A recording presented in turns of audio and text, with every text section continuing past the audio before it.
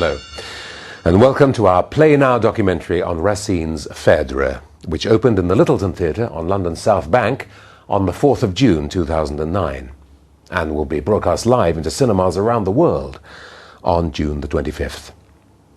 I'm John Shrapnel, I'm playing Terra-Men in the production, and over the past few weeks I've been working with a company of actors which includes Helen Mirren, Margaret Tyzack and Dominic Cooper.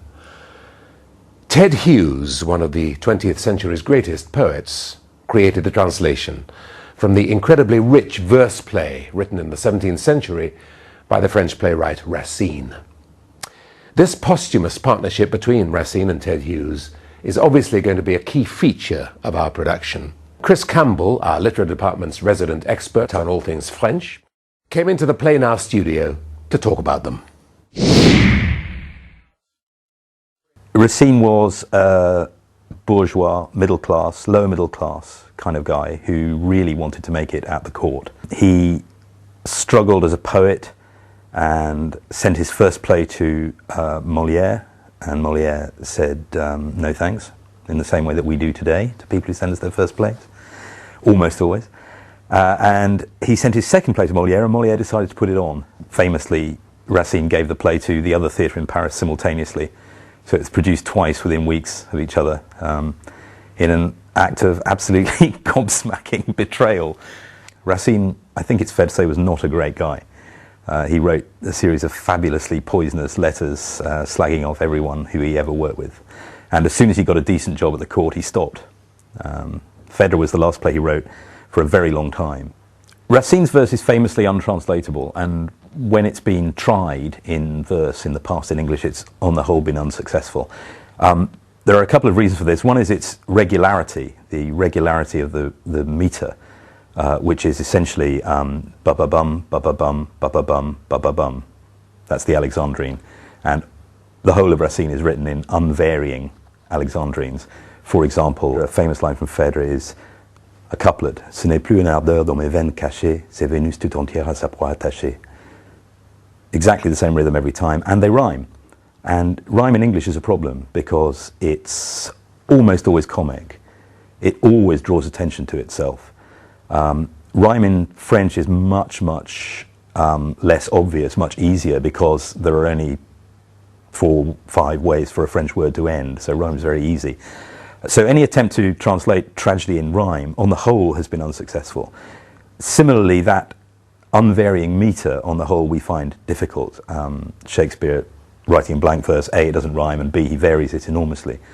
Racine, the theory of the power of Racine's tragedy is that the emotion is almost unbearable, and therefore is made bearable by this tight metric corset. So anyone who's familiar with Ted Hughes' writing, with the birthday letters, with the great poems, with his Tales from Ovid, anyone familiar with that Ted Hughes will immediately recognize the writer of this version. It's the same man, it's the same voice, and in many ways it's a play by Ted Hughes. It has all that power, all that elemental power which he was so comfortable working with is here. And also, of course, it is a play whose central tragedy is an inappropriate, disastrous love affair. And how can we put this? That's territory with which Ted Hughes had more than a passing familiarity. It's a play which makes the most direct appeal possible to anyone who's ever been in love with the wrong person, which I expect to comprise some 95% of the audience. Ce n'est plus une ardeur dans mes veines cachées, c'est Vénus tout entière à sa proie attachée.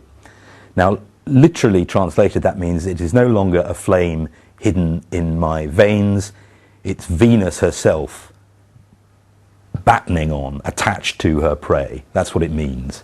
And Ted Hughes has translated that, so it's Venus, the tiger. He's made Venus into a tiger.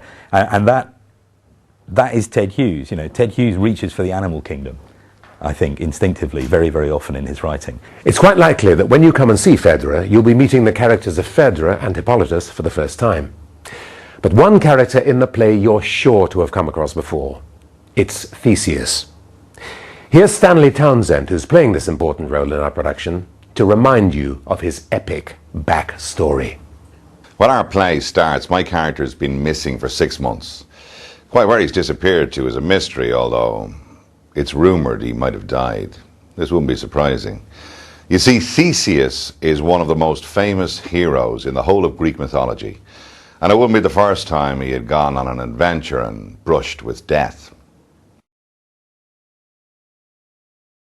His mother slept with both Aegeus, another famous hero, and with Neptune, the god of the sea, in the same night.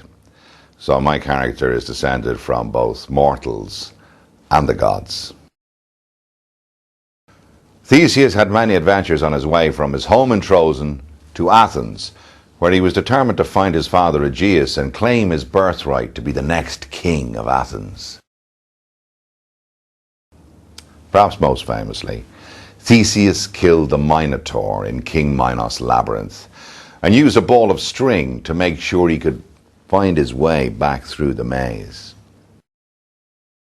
He started a war between the Amazons and the Athenians when he captured their queen Hippolyta, and it was Hippolyta who bore my character's son Hippolytus, who's being played by Dominic in this production. So Hippolytus is half Amazon, half Greek hero and 1/8 Greek god. By the time the play has started, my character is no longer in love with Hippolyta. Instead, he's now married Phedre. After all, who wouldn't fall for someone as beautiful as her?